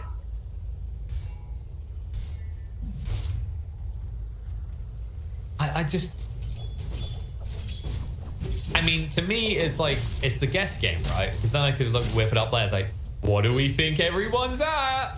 And isn't it fun that way when you keep things like a mystery? We're talking about relationship with your boots. But wouldn't it be terrible? Like honestly, think about when you first played Dota and you didn't know what each of the boots done. And that was probably when you were still building multiple boots. And how fun it was to discover the ways that you could benefit from Tranquil. Or like when you Pudge, right? Think when Pudge used to be able to just Tranquil run people down with Raw. What a feeling. Exactly. They just want the destination. Radiant's bottom tower is under attack. Are you suggesting that Dota is not a free content game? This patience. Gotta earn it. Gotta earn more kills. And they're gonna earn another one, the primal rule. Oh man, they're flexing hard for it. And now the reload in. I can say, who else wants to play? Laurenoff trying to go for the kill on Celery. He could die for this if not careful. Celery will go down. Final Astral Step. The haste stream will get the Void Spirit away. However, PCZ is also able to about get away. Boom. Wasn't ready to rock that Sonic Wave. No, it's been pretty lackluster. It's almost like...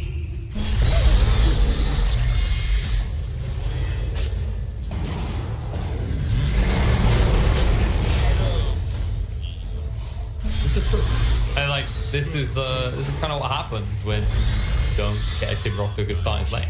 Unless you've got this cheesy, I counter all the enemy heroes because they're 5 melee strength, which never happens in pro Dota. They're not gonna be feeling impact. And this is a hero that has to actually excel. Like I can't think of many games where I said Timbersaw will play really well from behind. Dire's top tower is under attack. Dire structures. What a great comeback here. I mean, you can just build, you know, a few items and he's a hyper late game. No. Which is sad, actually, because he does. You could say that once he's past his teens, Dire's top tower into his 20s, not good anymore. 19 teen, however, will have to, but 19 teen will have to be good past the team. So far, he's trailing behind Chad, who is building Battle Fury. He's going to become the Sven himself.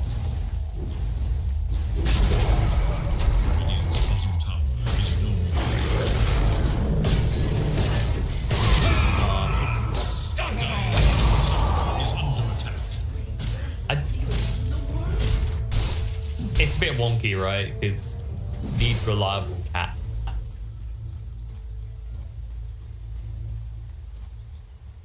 And you have no dispel. Also consider this. You need setup, right? You need someone who like controls the fight. And if you look at Unique, that's gonna be what? Tiny? Tiny with 5 deaths already, but I'm not sure he's gonna get a blink quickly. I'm not sure he's gonna be able to deliver that to you. Let's see if I can deliver something. I don't know if Aramis is the one you want, because you can just put the god away. And he's trying, but they stop. Yep. We'll waste a bit of time, but they do inevitably get kill. Yeah, it also offsets Laurenoff for a long time, because now he has no Astral Steps. And you remember, I mentioned this like the previous games. Zero has like a weird window between, I want to say like level 8 and 12. Where it's not that you can't do things, but anything you do feels really expensive, and your mobility feels pretty lackluster because you get such a big increase in range on level 2 Astral Step.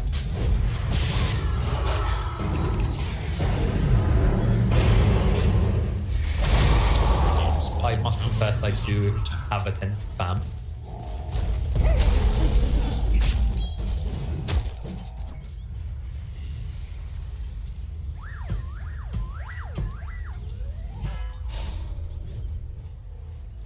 Yeah, and that's kind of the key, is like XP is king. Obviously this hero uses gold really well, things like Ags is amazing. I guess the way I'd refer to him is he's kind of like, he's like a caster monkey king, right? Is this hero that needs a lot of XP, but if he gets it, like if he's put in that position, he can snowball and control the map really well, and he just kind of goes from fight to fight. And also they both can split push pretty ideally. But yeah, it's all about that. I think that's why also Void Spirit as a 3 or 4 is kind of fallen off pretty hard. Is something I've noticed is whenever you play as a 2, you have the ability to dominate the game, to dictate the pace. If you play as a 3 or 4, while you can make some kills happen here or there, you never feel you're kind of setting the pace of the game. Bounty. Our words, folks. Build Midas on your 4, basically on your 4 Void Spirit, and you'll have the XP. Scanning for enemies. You can though, like You don't remember the old Team Secret roster where it was like Kuro playing Ursa and they had Ursa Io? And there was the raid boss down video. I think that's where like the meme came from in Dota, was that game where he just kept diving and diving. And like this combo hasn't really changed at its core.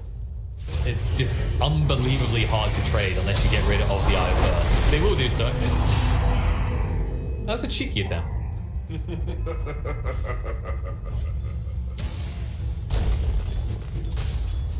Yeah, and they might actually be able to make this work if they don't lose Lauren off like this.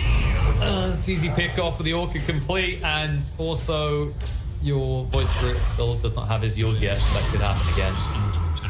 As Ranscore is going to find out, death is not fun. He's going to have the one though. He might not survive this. But that is a tier 1 gone. This is just what you want to do when you got this Beastmaster. Just push, push, push, push, push. Unlike this man who wants to cut. He might be okay actually. Without the Sonic Wave, I don't think they can kill him. I'm more scared about how quickly Aramis is going to get Spirit Vessel. He's making decent... Yeah, he's actually like, decent towards it pretty quick. The only issue is the clockwork is you don't farm well. Like, you rely on kills.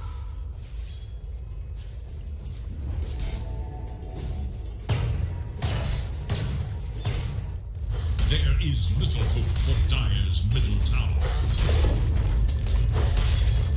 Yeah, that is a critical objective. Like, you need to close this map so that you have this Ursa that's always able to farm and this Sven that is unable to.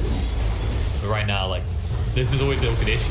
It's like, if you let Timber get stacked, it's gonna be hard, and Toby's just gone instantly. Illusion with the blink reveal gets max values, they'll be able to close out the tier 1 tower. You can see the fragility that still exists in Vikings lineup. And that's always like the worry, right? Like, if your opponents have burst and you're then thinking something like Io, like you've already began to invest in this sustained strategy. And the AA coming out, that's probably why they didn't go for the Phoenix. They would have probably loved to have a Phoenix game again. But as soon as the AA arrived, like you need to kind of rejig your plan as Viking.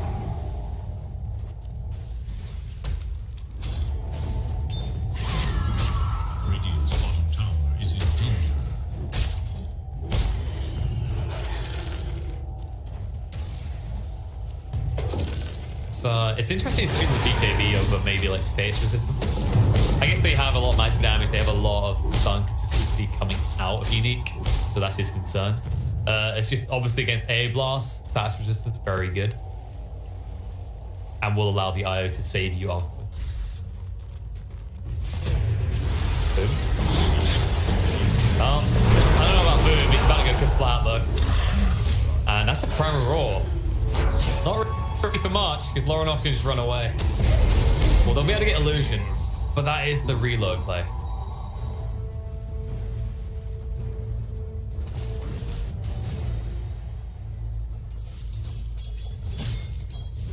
No, that's definitely not the trade that Boom's going to be okay with, especially now that Toby's going to die the same way. They're showing nice blast this time. You just take the big blue thing and replace it with a golden thing thrown out by God Strength is really spooky once you get to level 2. Which this doesn't seem like much in the grand scheme. Like, but yeah, level 1 gives 110% extra damage. So that 160 kind of takes you into the 2 or 3 tap territory, and that's usually when you have your Echo Sages really. Dire's top tower has fallen. Radiant's bottom tower is under attack.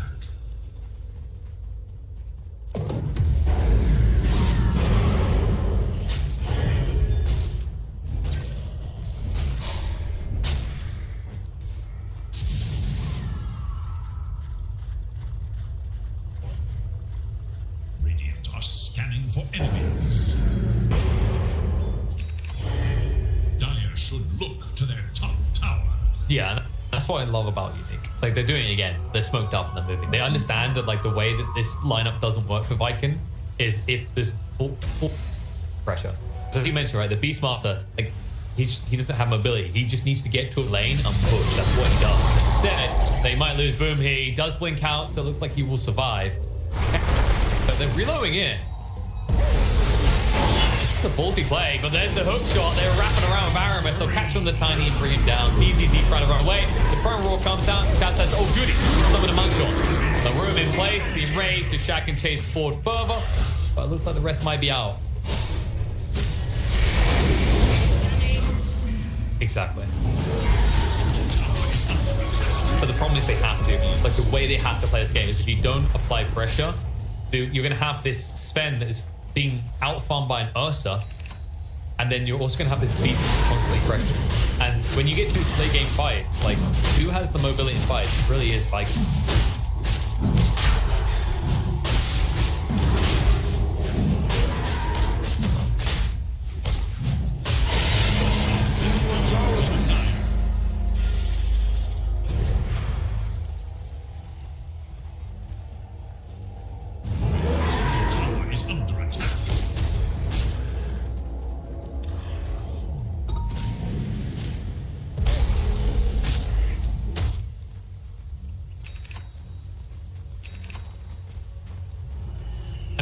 It's the lockdown as well.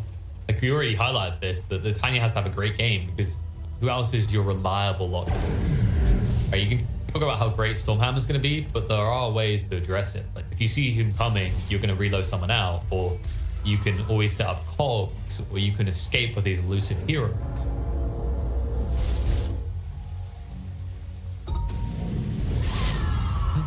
Yeah, just oh, I was just going to quickly point out, like, I think it's mainly the air, right? Because, like, have you noticed something about every one of Unique's picks in the last few minutes? They're always an Ice Blast. They're always Ice Blast. Like, Ice Blast gets them the kills. Without it, they usually walk away. I mean, Toby, look at this. They'll toss him across. And now the hook shot, the counter initiation, prime roar goes out. Solid straight, 19 team trying to chase him with Stormhammer. They push back, kill off the Tiny already. And they're trying to get rid of Toby. They might bring him down, but 19 team has to run away. The BKB is running out soon, and BZZ is going to be left behind. And once again, Ice Blast is off the mark, then everything falls to crap for Unique.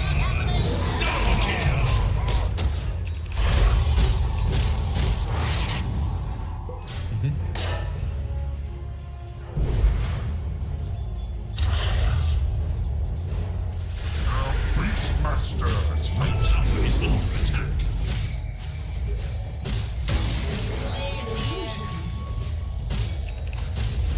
Radiant's bottom tower is under attack. Fair point, actually. Is like what you're getting at is does the Viking also have better counter initiation, right? If you look at Unique, their ability to counter initiate is a bit weak. Have we killed someone? Yes? Keep killing. No? Panic and run. Just run. And that part of the game isn't going to change with it. It's always like what you're doing on the side of Unique is transitioning to the spend show, right? Whereas Viking, in my opinion, have the ability, they're transitioning to the Ursa and Quat show. This Quat will keep relevance in this game.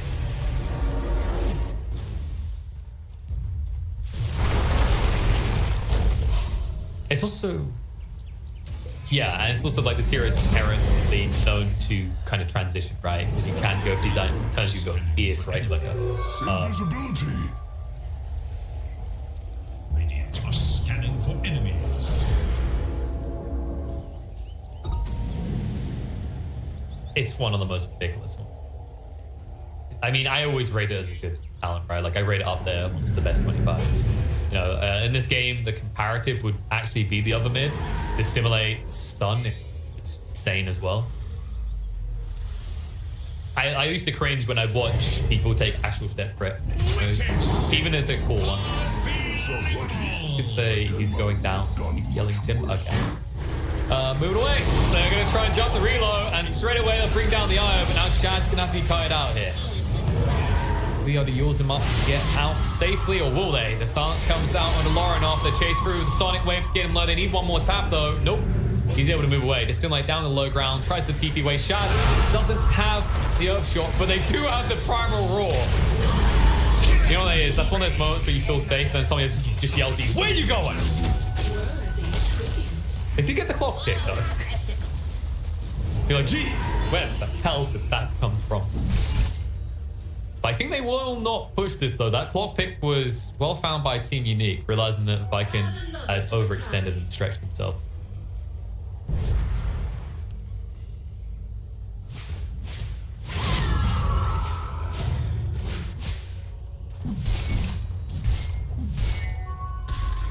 I think if you're unique, you're kind of happy with the status quo though. Like this first Aegis has always kind of been infamous for not really doing much directly. Like you don't say if you were to like whip out statistics and heat maps for like first Aegis, you would say maybe 1 or 2 tier 1s taken. You don't usually see much more, possibly a tier 2.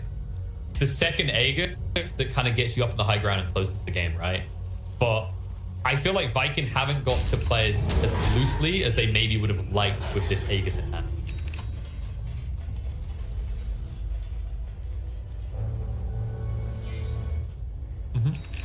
Oh, definitely. But I mean, like, Unique have found, like, opportunities to bite back, right? And I think... No. Yeah, they are aware of the creeping Earth, especially now that he has the Abyssal. Like, this is going to get rough very fast. He's far enough to get into the burst. Hook shot. Net him on as well. 4-star out. Aramis being tossed about. Boom jumps in with the BKB. Laurenov forced to move away. The God Strength has been activated by 19 and BCC has turned into a high ground ward. Boom needs to blink away. Stormhammer chasing on Celery, trying to bring him down quickly, and they will be able to do so. As I burst through the Io and burn him down, but BCC goes down in return. Tiny's extremely low on HP. The buyback comes out from the Io in the meantime. In 19 team, his BKB is running out. Shad, if he gets one back, he will get a kill. Illusion, Avalanche trying to save the day, but the Enraged, they're able to move in. Sonic way through, and they say, what was that? You call that control, Tiny? No, no, no. This is what stuns look like. They'll chase him for more. Fan score stands his ground against Toby, but will die nonetheless.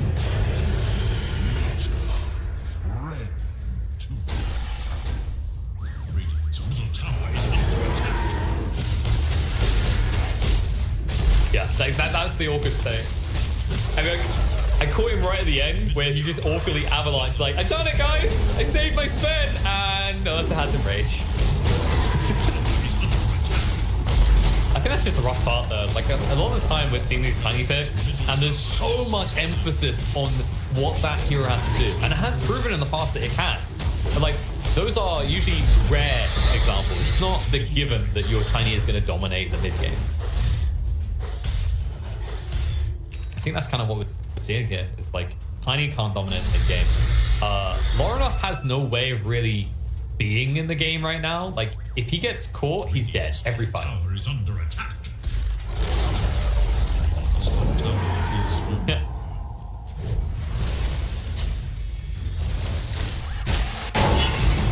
Oh, hook shot. Harriman trying to kick out the front and the back at the same time. Silence. Abyss will jump in, and I think there was a AA there. I can't tell. It just looks like a pile of ice cubes. And they're just waiting for the next Roche. Like, they're going to secure this area. Like, this is now the play area. And if anything from Team Unique happens to go in there, it's going to be like watching a Rottweiler play with a chimpanzee.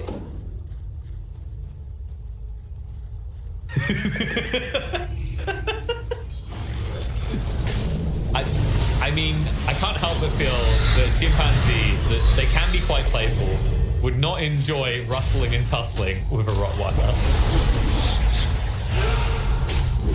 So are Rottweilers.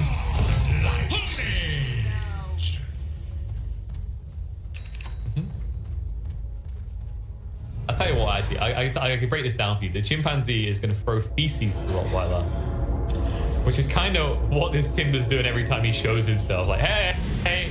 And then the Rottweiler's going to rip him. I was going to go for, like, a kid, but that's way too graphical. Yeah. Although then again, like, I don't think an animal dying is any less gruesome. Laura dying is half of the course, though.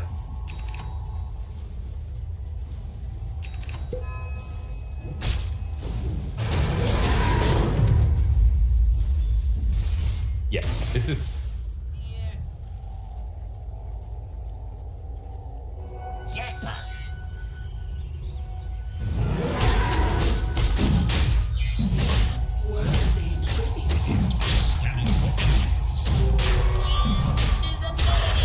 I think one of the interesting things that always gets pointed out is like strategies and tactics. Right? Like, Viking is a team that is very good at strategies and are starting to develop their tactics very well.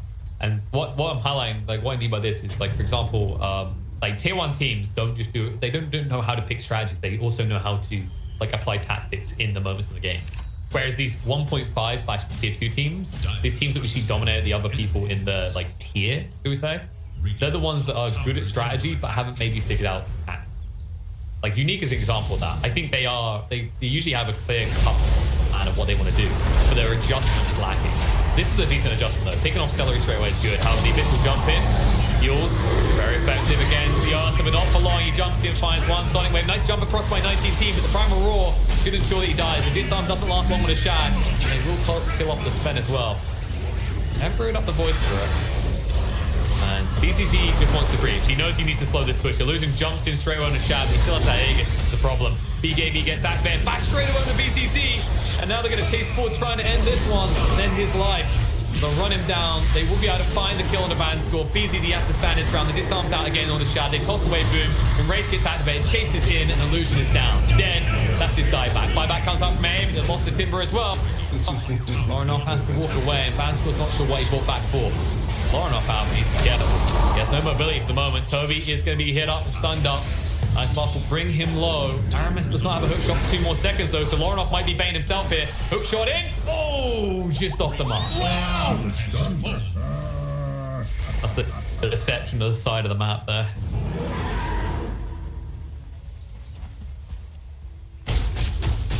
Yeah, you've given yourself 2 like win condition. But I'd say like the AA being dead is annoying, but it's not like a definitive win condition. The Tiny, however, if you find him in the next fight, once again, what's Unique's control? Pretty sure his name is Tony, and if he's dead, they don't know.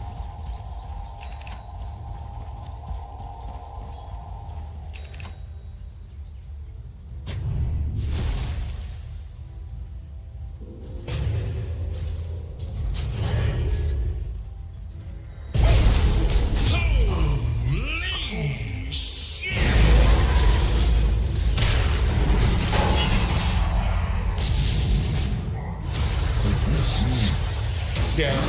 No, this turns it from a minor skirmish into a very awkward bout, and it might be the one that cuts off the head of Unique. 19 team being brought low, stun control out into the earth. I mean, he still has that Aegis. They haven't timed this at all. They need to get away. Sven is not in any state to fight. Aramis hook shot in though is going to ensure that he's definitely no stay as he goes into a grave, and the bash comes out to Lorinoff. The Spirit Vessel is on him, is going to bring him low. They need another tap. They want to kill him off though. They're unable to find it. As the overclock kicks into effect for Aramis. However, Ursa's still hunting. He has got the Abyssal. Illusion says, no, get the hell away from me. I don't want to be the dieback, but he will be.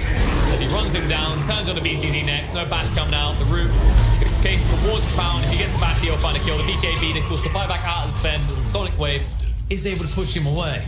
Now 19 team. Yep, that's a bad dieback by the looks of it. They don't get the cold push back, but the control is good enough that Sven is dead. And that should be the game. As Vi can take it 2-0.